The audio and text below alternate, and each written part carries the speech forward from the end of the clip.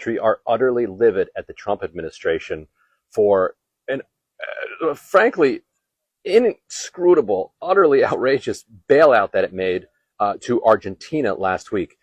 But why are farmers angry?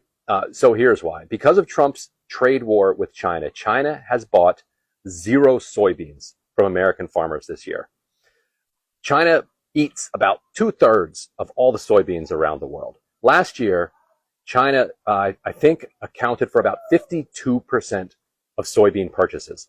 So in other words, without China buying soybeans from U.S. farmers, our farmers are utterly screwed.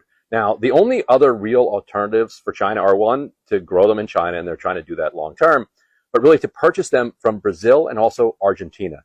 Most of what they get, but when they're not getting it from us, comes from Brazil, but Argentina is also a huge producer of soybeans. So last week, the Trump administration announced a $20 billion bailout of Argentina because Trump said he's supporting his friend in the upcoming election, Javier Milei.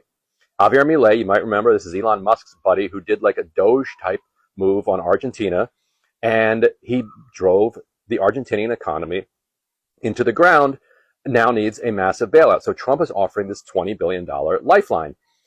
The same day that Trump and Bessent announced this lifeline, Reuters reports that Argentina is now shipping massive amounts of soybeans to China and cut its export taxes to zero. In other words, the American money that we're sending to Argentina is making up the gap.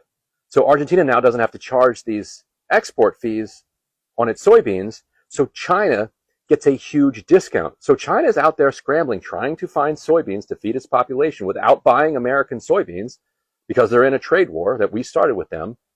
And Trump just made it much cheaper and easier for China to buy those from Argentina. Now, there's